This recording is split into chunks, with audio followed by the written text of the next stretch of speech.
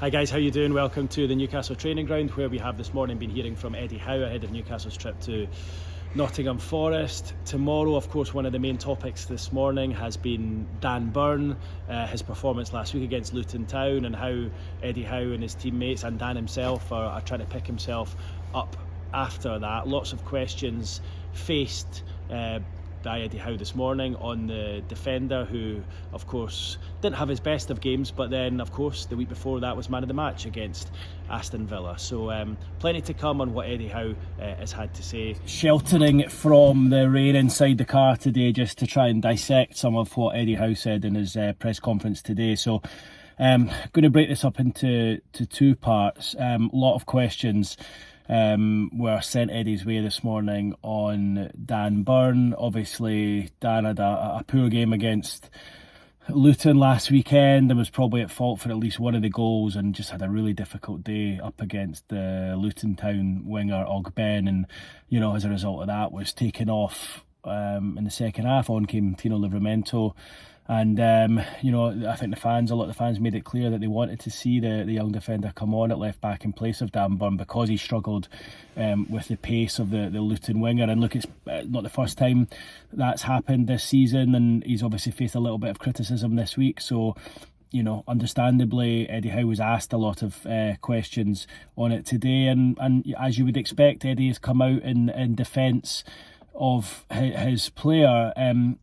Before I get on to what Eddie said, my sort of view in the situation is, and I thought this at the start of the season, that Dan Burn would be used predominantly as a centre-back this season. I thought with Livramento and Howe coming in and Target already being there as essentially a backup, I thought Dan Burn would have been a backup for Sven Botman. And, when Lewis Hall came, I thought he would be seen as a left-back.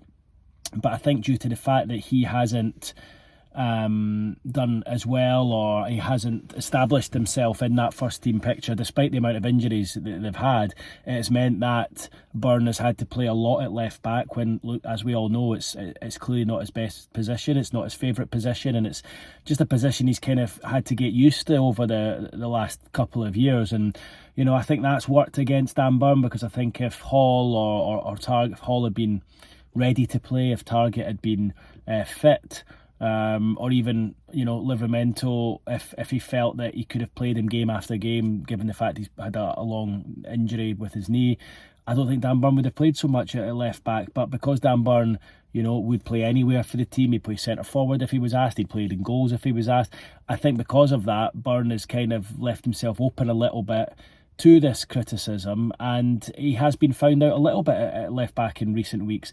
Ironically, he was man of the match against Aston Villa 3 or 4 days earlier, and then puts in a performance like that where he really struggled up against Luton's pace on the wing. So look, I personally think moving forward that Newcastle should see Dan as a centre back. I think he would have been a good option for Sven Botman throughout Botman's injury. I know he played it a couple of times, struggled away against Brighton that day, but look, everyone struggled that day. He has played a couple of matches at centre back, or 20 minutes or half an hour here and there, and as far as I'm concerned, has done quite well in that time. So I think moving forward, to do him a favour and not leave him quite as exposed at left back, I think moving him in and playing him as one of the central defenders would be a better idea. Yeah, look, we know he's not going to play ahead of Sven Botman in the back four, but it would allow a chance for rotation, and you could perhaps play him in the cup games, and then play him at left back in the games where you think you're maybe not up against a flying winger. Now, you look at this weekend, should Anthony Elanga play for Nottingham Forest, you would imagine it's going to be a similar sort of task for Burn as it was against Luton at the weekend. Elanga was excellent in that game on Boxing Day, and got the better of the Newcastle defence that day. So because of that, I would be surprised if he starts at left back tomorrow. I would imagine Tino Livramento will come in and play there. But then you've then got Dan Burn on the bench, and he's not the sort of player who's going to come on and change a game. He's not going to come on. I mean, I think that one of the main reasons they've had Tino on the bench is because that although he's coming on at fullback, he's so attacking and he's so quick and he's so direct that he's actually a bit of an attacking substitution. So I think it's probably helped Eddie in an attacking sense having him on the bench. Whereas if you've got Dan Burn on the bench, you're really going to only bring him on in a defensive capacity. So yeah, look, I think there has to come a time now where Dan Burn is seen as a central defender, which is his favoured position. He says it's his best position, and he's just not had a chance there due to Sven Botman obviously being so good, and due to the lack of options or resources or players ready to play at a left back. So I just got an impression the way Eddie was speaking today that it's likely that Livramento will come in for this game. And when you look at Forest with the likes of Elanga, Gibbs-White, who've all got pace, power, Hudson-Odoi another one, you would suggest it'll be a difficult game for him. But because Newcastle will probably sit in and defend a little bit more than they would in a home match, he's probably going to get a little bit more protection than what he did against Luton at the weekend. And that was something Eddie Howe touched on today as well. He said, look, without Joe Linton in the team, who did the job of two men over on that left-hand side for much of last season, protecting the full-back, which of course was Dan Burn most of the time.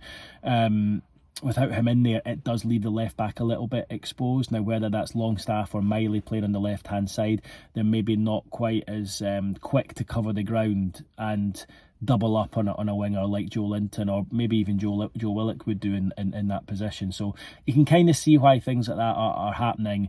And you have to feel for Dan Burn a little bit this week, because his head will be down. You know, he wants more than anyone to do well for Newcastle United, being a Newcastle fan.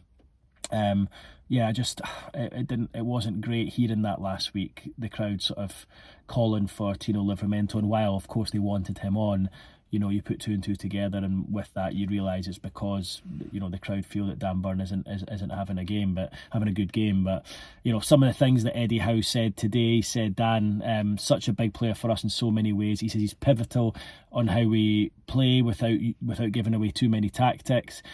He said he was a huge loss through injury, and he's a real leader both physically and also vocally as well. He actually, Eddie Howe said this morning that he is arguably one of his best signings he's ever made. He came to the team when a lot of people wouldn't have signed. He helped galvanise things. He said we were in a really dire situation, and he said he is without doubt one of my best signings of all time, which says a lot of what Eddie Howe thinks of Dan Burn. Is that the reason he's been kept in the team? Look, we don't know the ins and outs. We don't see training. We don't know how the team... You've got to remember as well, Dan Burn, what he offers the team with set pieces, both defending and attacking, can't be forgotten about as well, you know, and that's easily missed if he wins a flick on at a corner or heads away from a danger area. And I think those things are easily forgotten. So yeah, he said he's one of the best signings I've made. I need to take myself back to where we are at the time, and you know, it was a huge decision for him to come. But what he did then say later is, he says, picking the team is always on merit. Not a part of me gives a starting berth to a player on what they did last year. Now, I think that's probably what many people think, but he's saying that would be utterly ridiculous. It has to be based on what I see in training every day, and also taking into account the matches as well.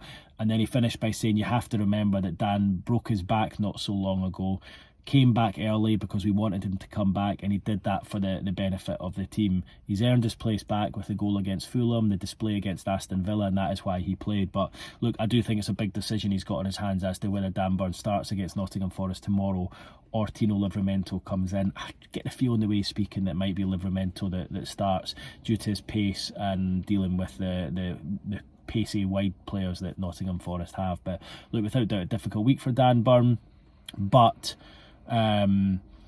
you know, I'm sure he's been through a lot worse than this before, and I fully expect him to come back from this.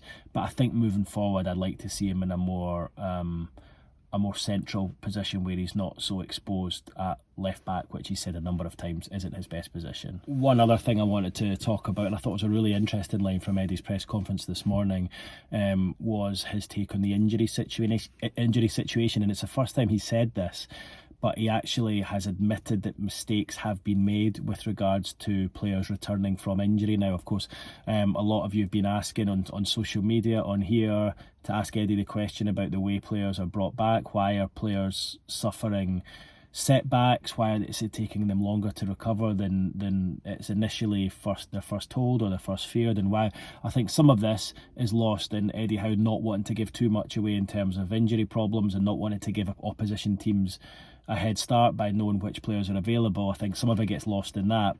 it also is clear that questions are being raised behind the scenes as to why these players have all been injured at the same time, why there's been so many soft tissue injuries, what can they do better moving forward. He volunteered that himself. He said, look, there are things that we certainly can do better. Certainly we have made mistakes. And then, of course, you add to the Sandro Tonali situation. He goes, it's one of those seasons where everything has gone against us. And when he was pushed on it later on in his press conference about what mistakes he thinks they've made, he said, look, when you've had the number of injuries that we have had, some will come from either too much load on the players, which I know has obviously been a fear of some of you because we know how hard Eddie Howe trains his players, or maybe our programmes haven't been good enough in the gym. He said the players do a lot of work away from the training pitch that people don't see, and he said if we are sitting here saying we've not made any mistakes, then we are the ones that are being fools. So it's not any individual department, didn't want to blame anyone in particular. He says we're all in it together, but we need to respond and we need to improve. And we need to improve what we deliver for the players. So, you know, that was quite strong from Eddie Howe today, a real admission that maybe it hasn't been good enough this season, and the systems and the way they go about things have maybe played into the hands of the players, the number of players being injured and suffering setbacks and being out for not just 2 or 3 weeks at a time, as he said, but, you know, 3-4 months at a time, and that is what has hurt them this season. And, you know, you have to say they've actually probably done well to be where they are in the league, given the amount of injuries that they've had to contend with. You know, they've still picked up some good results, and, you know, it's actually fairly impressive that they haven't completely crumbled. So look, it looks like it's something Newcastle are looking into. We all know that one of the physios left recently. My understanding of that was the players weren't that happy with some of the treatment they received, or should I say the players felt that, you know, the physio treatment could have been better, should I say. So you know, we know about that physio left not so long ago, and Eddie Howe now clearly on the record saying that, you know, the physical demands are greater, the number of games are greater. So what are our strategies to deal with that? We need to look at how we treat the players behind the scenes. We need to keep analysing everything, and we need to get better, and we will get better. So the first time Eddie Howe's actually sort of gone on the record and said, look, there are probably 1 or 2 issues behind the scenes in terms of the way players are recovering, and it's something that we need to improve for next season. So I thought that was quite interesting today, because I think until now it had been largely ignored, but that is obviously something that they are looking into to ensure that the team, the options that the manager has got next season are significantly better than this, because that has been a real problem for them this season, and it's been one of the main reasons why Newcastle have struggled in certain games and in certain periods of the season due to the lack of numbers that they've got. So yeah, hope those 2 points sort of make sense. That was kind of my 2 takeaways from today's press conference as a team head to Nottingham Forest tomorrow, without doubt looking to try and get revenge for what happened on Boxing Day. So guys, leave your comments on this below, whatever you think, and give us a little thumbs up and subscribe if you haven't done already, and I'll speak to you after Forest. Cheers now, speak soon.